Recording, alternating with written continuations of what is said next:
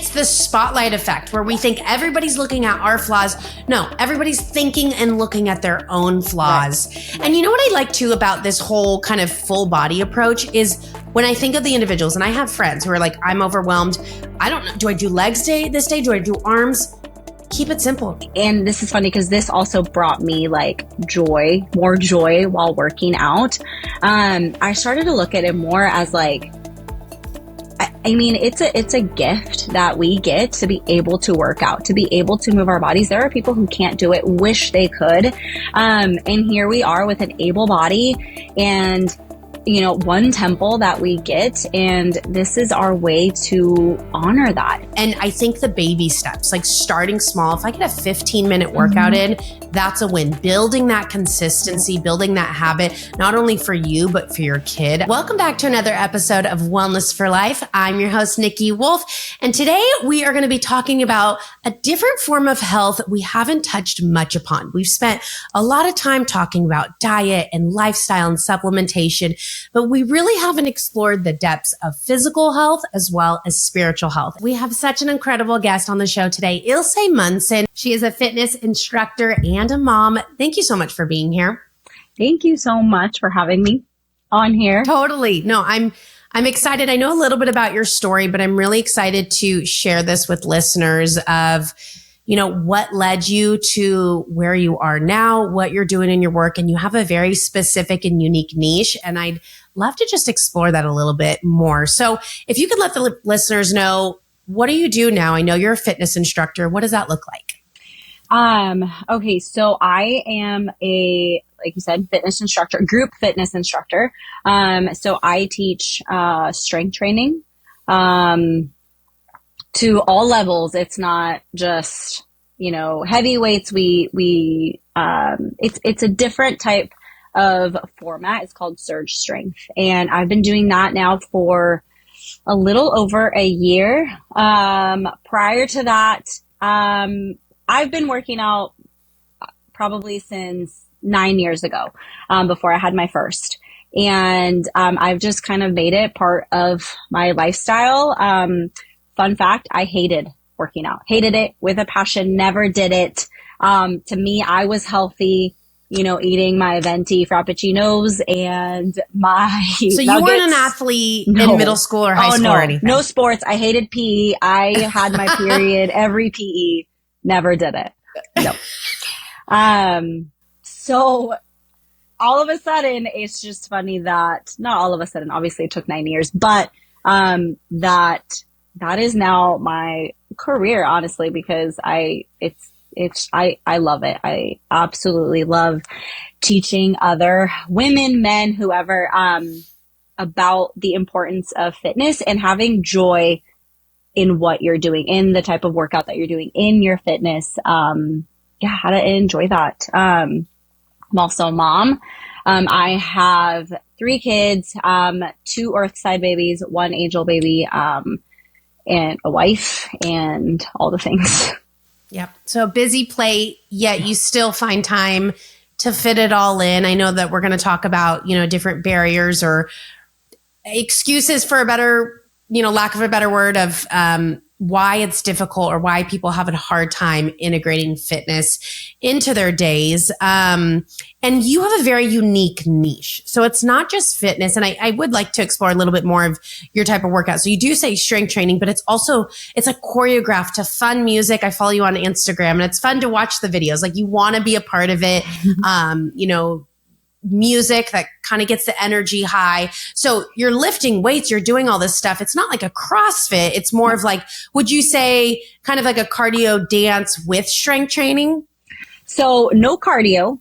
I mean, it depends the format that you're doing, but the one I specifically teach, it's Surge Strength. So it's no cardio. It's all weightlifting to the beat of music. So it is choreographed moves. It's not high intensity, but it's high reps. So it's lots of repetition, lots of time under tension. And every time it's, we work every single muscle group. Sometimes I get girls and they're like, oh, what part of the body are we working? And I'm like, all of it, all of it, all the time. So it is fun. It's fun music. You know, it gets the heart rate up. even though you're not doing any cardio.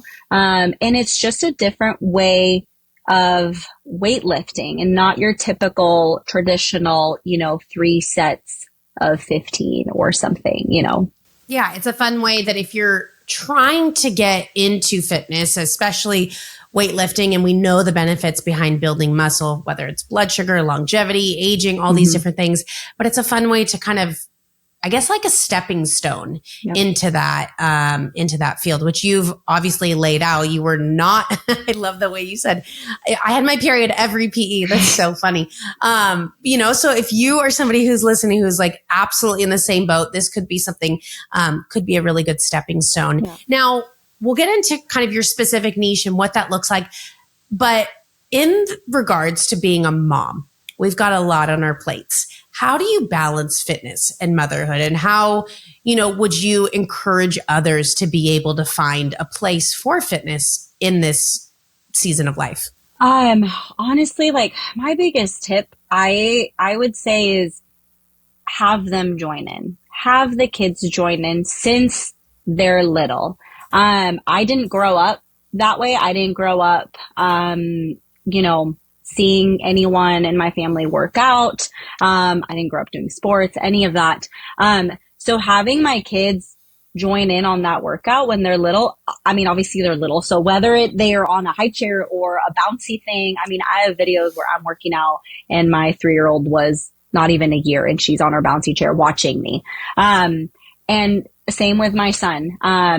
Obviously, so I did a lot of at-home workouts. That's where I started with at-home workouts, not going to gyms because, again, I am a mom. So there was no going to the gym. My husband went to work at 5:30 in the morning, got home at 6:30 at night. So I wasn't able to go anywhere with the gym. So at-home workouts was where I started. And I would have them join in, and sure, I'd have to press pause all the time. Sure, I had to go get the snacks. Sure, I had to, you just kind of plan for those interruptions or just expect the interruptions because they 100% will make you upset, and I hear moms all the time like, oh, they won't let me work out or they won't let me do my workout or whatever. So my kids now, they're 8 and 4. They know that mommy has her workout time.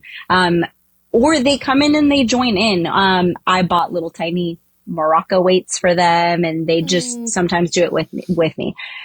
In this season of my life, they are 8 and 4. So I am a big advocate on if you have that challenge of your children, not that they are challenging, but I'm just saying like, that obstacle, I get my workout in before they even wake up. And I know that's specific for some people, depending on what season of your life you're in. Obviously, if you have a newborn, your time is all over the place, but I would wake up 5 o'clock. I still do, and get it in before they're even up, before anyone is up. That's my me time, and then do my reading, my Bible study, whatever, and then go and be their mom, because that's the whole rest of the day until they go to bed. So, I would say just start off by bringing them in, have them join in, have them be a part of it. And then they get used to seeing you do that. So it's not like a shock to them, like, oh, what's she doing? Like, why isn't she paying attention to us? Like my kids, they're trained, I guess. So, well, and they're sponges. So whatever they see, like, oh yeah. Nobody wants to be quite like mom than your child. They want to mimic everything that mom's doing and dad's doing, obviously. But, and so getting them involved. My daughter's 1, but we're working out in the gym and she'll see these different things we use. Some of her just play toys and she'll play around with it. But like you said, it's getting them used to that.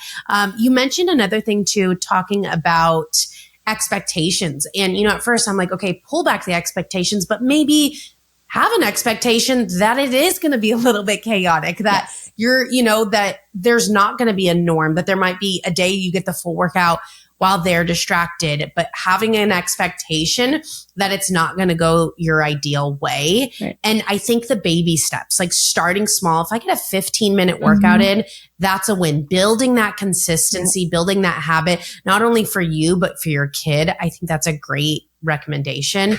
And then the other thing you mentioned is getting up early. So my husband, he wakes up at 5 every day to get the workout in before he works out of office. I work from home.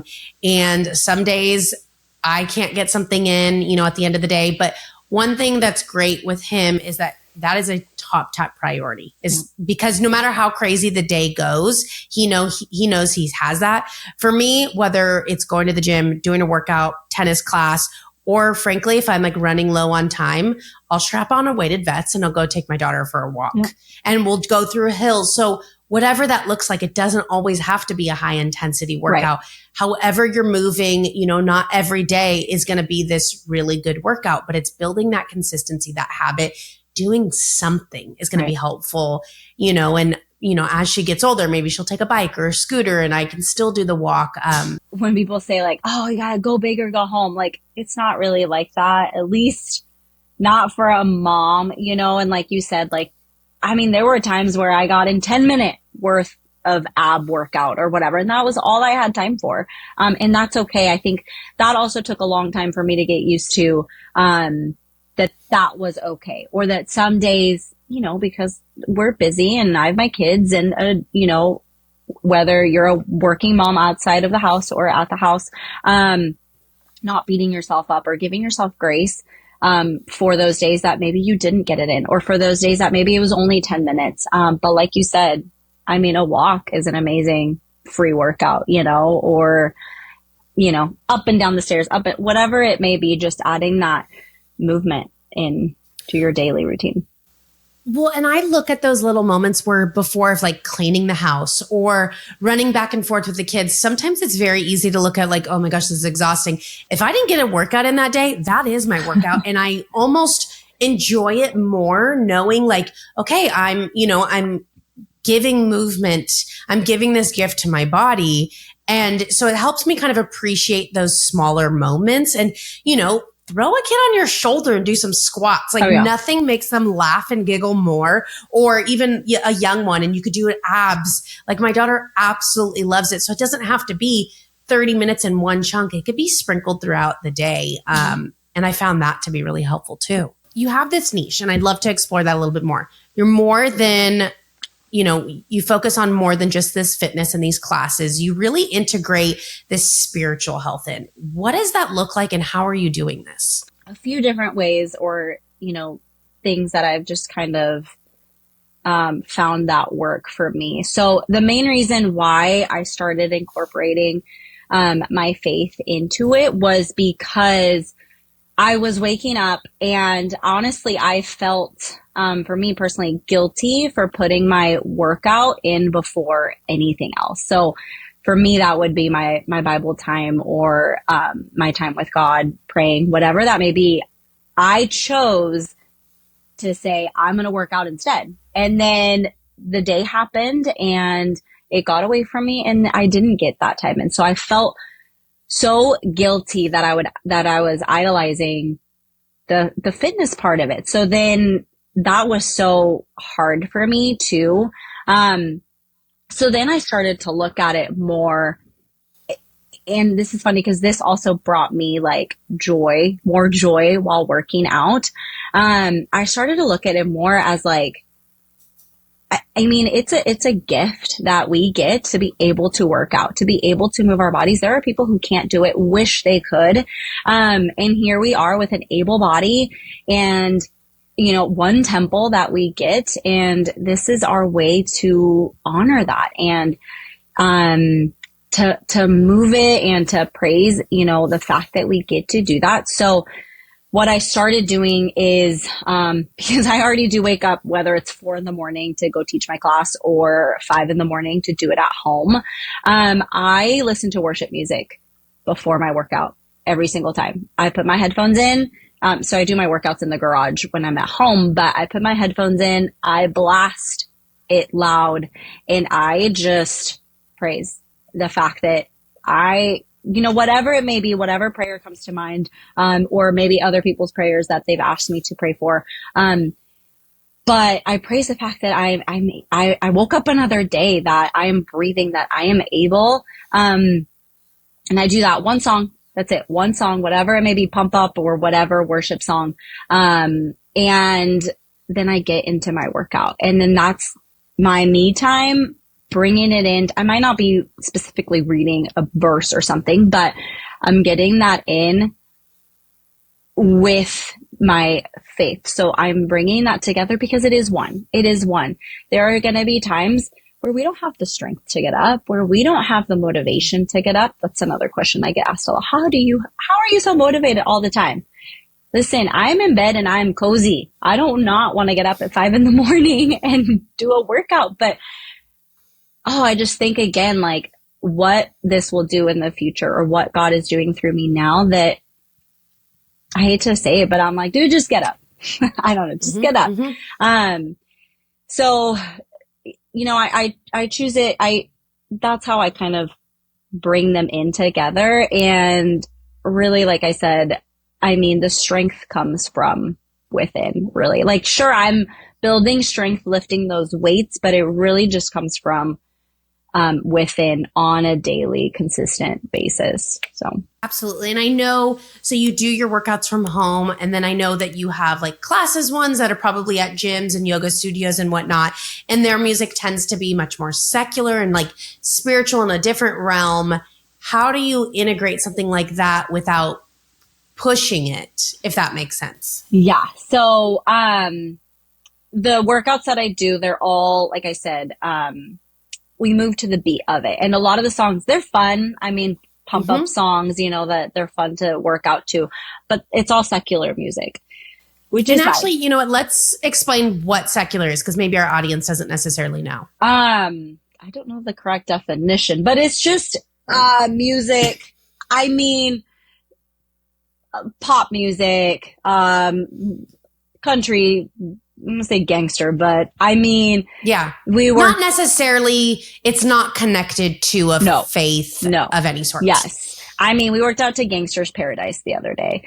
Taylor Swift today. Yeah. So it's all over the place, but no, none of it specifically faith related. So the way I love to end my workouts, for everyone in class, is you have a cool down. So obviously you're working out, very important to stretch afterwards.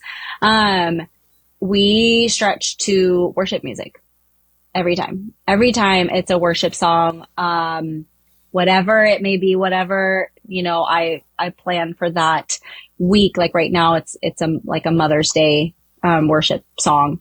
And I bring it in that way because that's like your time to just like kind of relax and just like inhale, exhale, and really you're more calm and more able to like listen to the lyrics maybe. And that is like your time also to like just give thanks like for what your body can do. I mean, you never know what your body is able to do unless you like push it and challenge it. And that is like just a time to take it all in. And the fact that you were able to do this workout and, you push through and, there was something else deep inside of you telling you like, I've got you, you've got this. So absolutely. Have you had any unique experiences?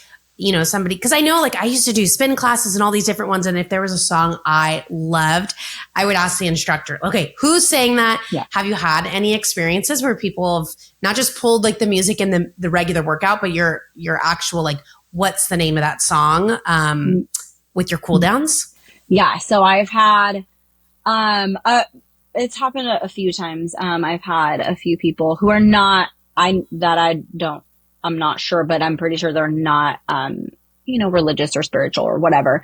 And I've had them ask me what that song is, or like, they won't even know the name. They're like, oh, that last cool down song, the lyrics, like, what was it? I had a girl, once, one of my clients, and the song really got to her, and she just, like it just got, when you really listen to those lyrics, like, I mean, music speaks, it's a form of,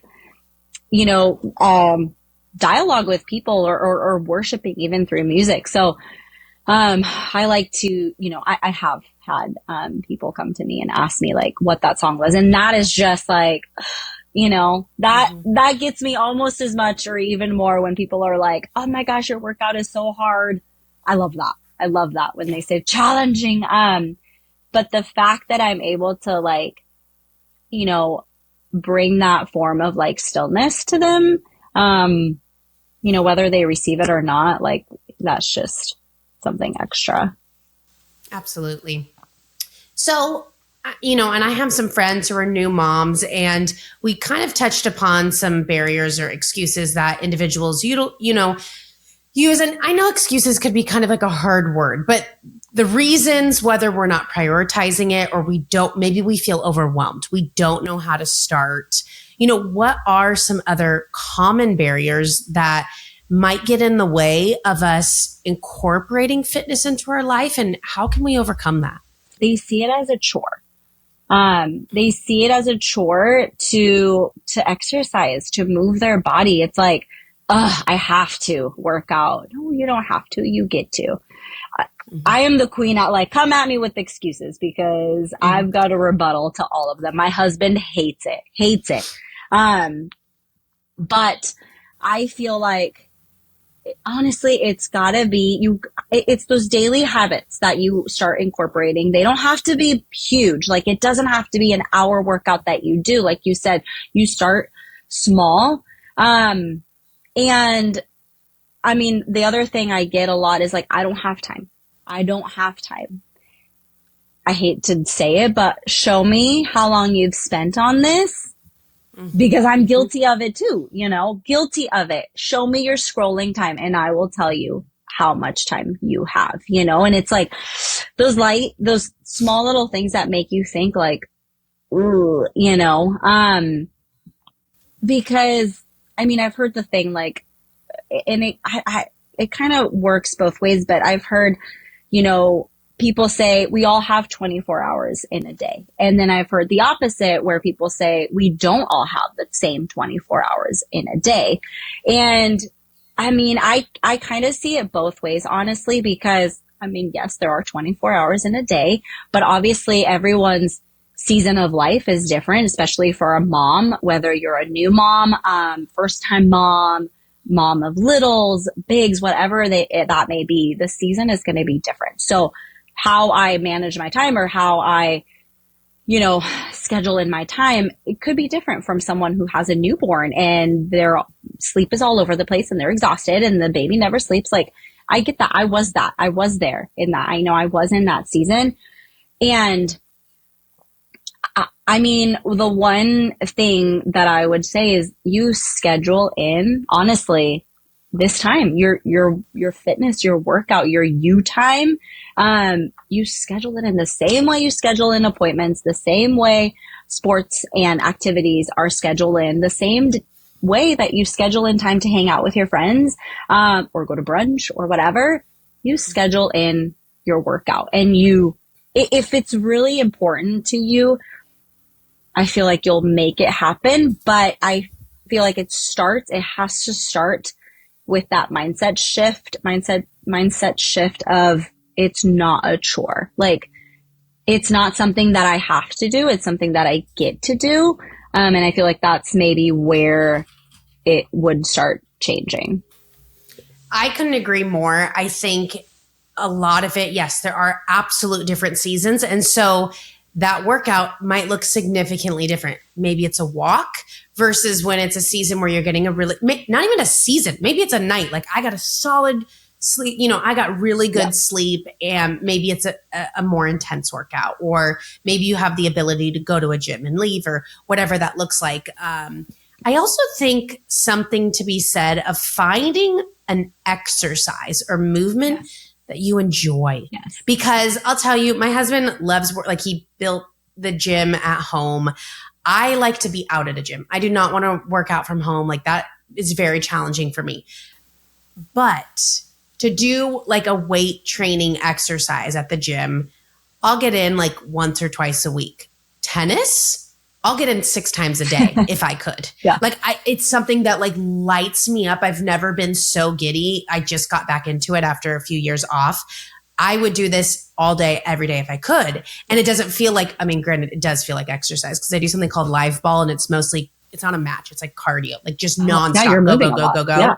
Yeah, you don't serve and the instructor just keeps, it's like King's Court where if you win, you have to sprint to the other side. Okay. It's just insanity, but it is, nothing lights me up more. And so I will prioritize that. And to the prioritizing point, I had a conversation with my husband the other day and we just got out of church and, you know, usually Saturdays and Sundays, like we're meal preppers. We like to tidy, you know, we have our laundry, we have all this. There will always be an abundance of things to get done. That'll never end. But if we don't fit in outings or time together or fun things, like it'll never happen. And so I told him, I said, you know, there's always going to be something to get done. Yeah. We need to prioritize family time because we can meal prep every day of, you know, all these different things. And he's like, that's a good point. So Sunday we like spent an entire day doing an outing, which probably sounds normal to people, but meal prepping and health and all this stuff is a very high desire for us, and to have really good quality food to be able to give our family. And, you know, we're heavy eaters, so we need to make a lot of food. But I think to that point of making things a priority, because you're right, most chances we have the time, and it's absolutely a lot of times it's the phone. And when I talk to friends, and I think I like that you kind of give that hard truth, because I think there's a place for it. There's a place obviously for empathy. And I know your deep down story or your story more, and like there is empathy there. There is like sincerity and, you know, a place to grieve and all this stuff. But then there's also a balance that we have to have that truth.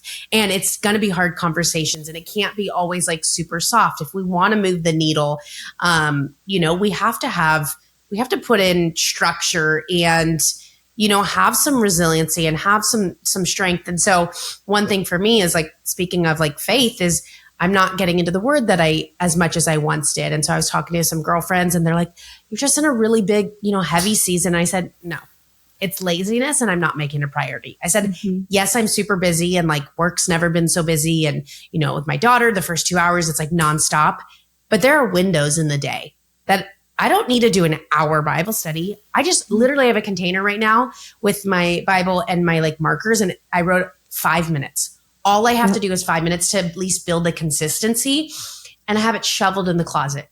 Well, of course you're not like, so one thing that I read, and I think it was like a habits book. It's a very popular book, but making it very well known and well present. So whether it's Bible study, whether it's eating healthy, whether it's working out, making it so obvious that you can't look over it. And so now at my desk, once Emma's out of the house, my daughter, and she's with, you know, her care, and I'm getting ready to jump into work, the Bible's smack there. If I just like move that and don't do it, okay, then there's some other deep underlying things. Or if you're trying to work out more, can you put dumbbells? Can you put a resistance band? Can you put something so obvious in your way, integrate it into your life that you can't say no?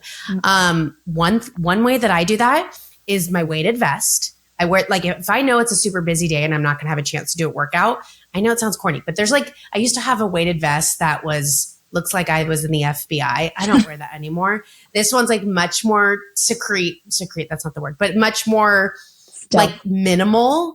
And I think it's like, you can get a range from like 8 pounds to something. And I just wear that and it helps me with my core. I also have a treadmill desk or a treadmill under here and a stand-up desk. And so I'll stand up throughout the day. I'll walk on the treadmill, finding opportunities. Another thing that I always do pretty much all the time. I have a really heavy resistance band. It's kind of like they call them a booty band. And when my husband and I sit on the couch, if we do at the end of the night to like watch something, I'll just sit on the couch and like do like the clamshells and I'll just do that. And like, it's a really heavy resistance band. So I know I'm working muscle.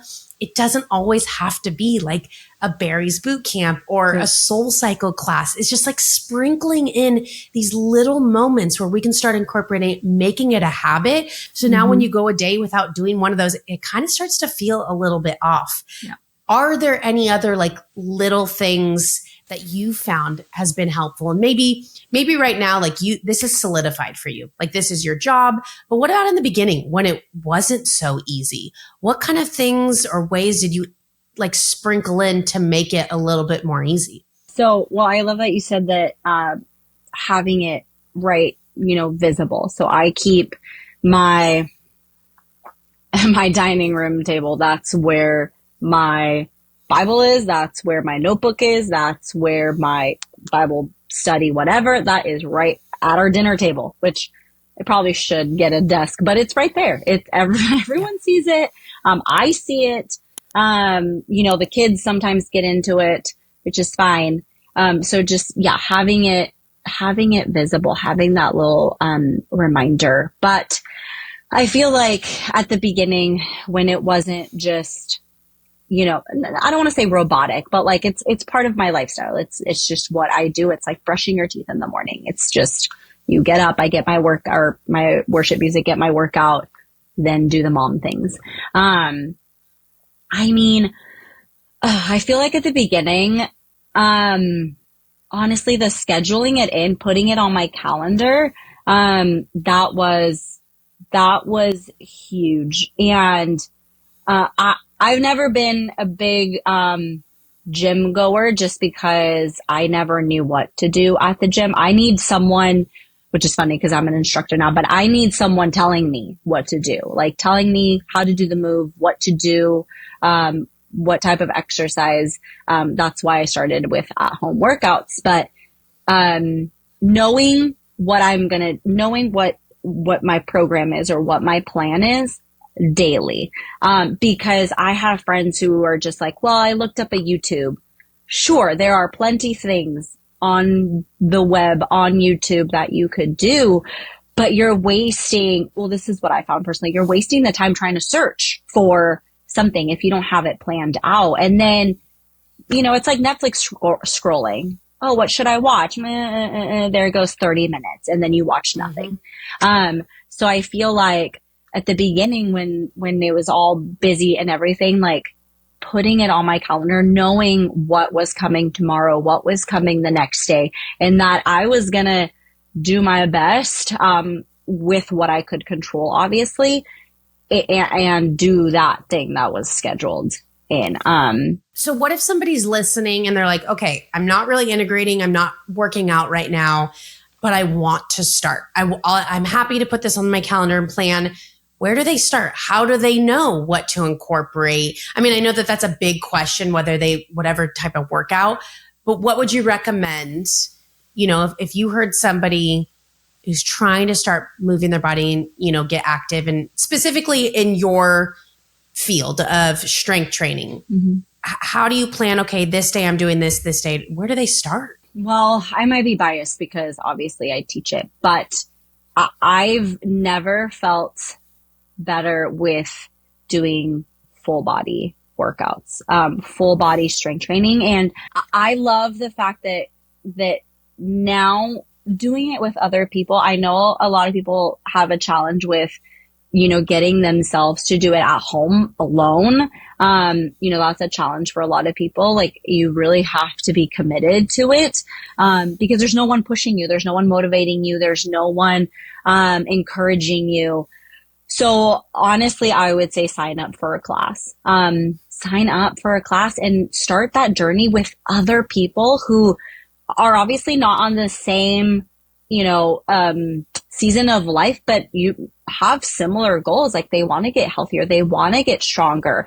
I definitely would say strength training over anything else. I know, like you said, like you might find obviously what works for you and that's fine. But, for me personally, I found, strength training and incorporating that. I mean, honestly, I do it 5 days a week now. I was doing it 6. Now I do it 5, but, incorporating that because that just, it builds the strength and the endurance to do anything else. But it also, it checks all the boxes, just strength training, not just like outward, your outward appearance, but like the strength that it builds for the everyday life, lifting your kids, squatting down, lifting things, groceries, all those things. But I would definitely say, start with a class, join a class. And that might be, people get scared to do group fitness because they're like, oh my gosh, she's looking intimidating. at me. It's intimidating. That's the word. It's intimidating. Yeah. And I could see that, but I will tell you right now, no one's looking at you. The only person looking at you would be me.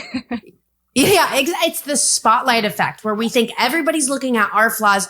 No, everybody's thinking and looking at their own flaws. Right. And you know what I like too about this whole kind of full body approach is when I think of the individuals, and I have friends who are like, I'm overwhelmed. I don't know. Do I do legs this day? Do I do arms? Keep it simple. You're doing everything like full body. It just makes things easier to start with. Make it as simple, as less moving parts as possible. Where that's what I like about what you're doing is it's full body. You don't have to think, okay, do I do arms this day? Do I do shoulder back? Combining all this stuff. I think find something that you enjoy. I think, pull back the excuses, make it a priority, because if we have to show up for ourselves so that we can fully give to our family and our kids and be fully present in the moment, especially if we've already gotten our workout in. We know that we can fully be there with our kids. Start small. I think make it obvious, make it something that it's too difficult to say no to, whether that is a class or workout from home or even simply a walk. Any lasting thoughts, inputs, practical advice that you'd give for moms who are struggling with this? You're honestly never going to regret a workout. So, when you're sitting there thinking like, ugh, I have to do this, just think of what it'll do for you in tomorrow, in 5 years, in 10 years. So there's not one workout that you're going to do that you're going to regret. I mean, you're moving your body, you're getting healthier, your kids are watching you. So you're instilling those habits in them. And what not better way to if not for you, then show them, because monkey see, monkey do. Like they're going to be raised in that, in that, seeing that and knowing that and seeing how it's fun and how it's healthy and how, that's just a part of life. And give yourself grace, for those days that are hard, for those days that you might not get it in. His mercies are made new every day. So if you didn't get it in, do it tomorrow but start it tomorrow, and, ask for the strength because it's not going to be there all the time. I'm not motivated every day to do it. I ask for that strength and he provides it and you just take it one day at a time, consistently, one day at a time. I don't think we can depend on motivation. I think that's, and even inspiration. It's like, it's consistency. It's, discipline. There's going to be fleeting moments where we're motivated, like even a song, which by the way, if you have any playlists, shareable, I want to know your go-to worship songs that you jam out to. Are you familiar? I can't remember who sings it, but it's called Lion. Yeah. You probably, oh my gosh. It's so good, but I would love to if you have any public playlists, you can share that and we'll put that in the show notes too. Where can listeners find more of your stuff? I mean, you have to follow her on Instagram because the videos that you add, you can see that these workouts are so fun. And I've never done one of yours, but how you want to be a part of it. So I know your Instagram, but I know you also teach in your local area. Where can people find more information? My Instagram is public. So, I'm at Ilse Munson, just first and last name. And I have everything on there. And then, I'm in San Diego. So I teach at a studio at Yoga Lab and you can find all that information too on my, website, but I teach Tuesday, Thursdays, Saturdays. And then I do my own personal workouts, at home, which those are the ones I like also, showcase. And I did just do, it's out, it's printed, or digital, but it's, faith and fitness workbook that I created. So that's like my little baby, but it's 28 or 29 days of a Bible verse and a worship song to listen to. And all the components, like a schedule for you to schedule in your workouts, whatever it is that you're doing. And then day one, here's your Bible verse, and then a spot for you to write your notes, obviously, because it's one thing to just read it and then just, okay, close it. But it's another thing to like read it and actually take it in and write down what it's saying to you, or what you're thinking, or how you can apply whatever you've read to your life.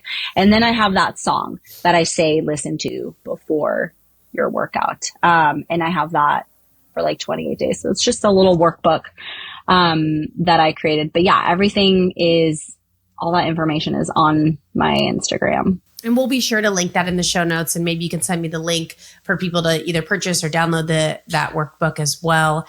Well, thank you so much for the conversation today and sharing a little bit of your story and how you're integrating faith into fitness and ways that we can show up as a healthier and happier mom, finding opportunities to say yes to fitness and how we can integrate our faith in it as well. I think it's just something that needs to be spoken about and put out there, because I think there's so many people who want to start applying these aspects, but just don't know how to. Mm-hmm. Yeah. Thank you so much for being here. Thank you. Absolutely.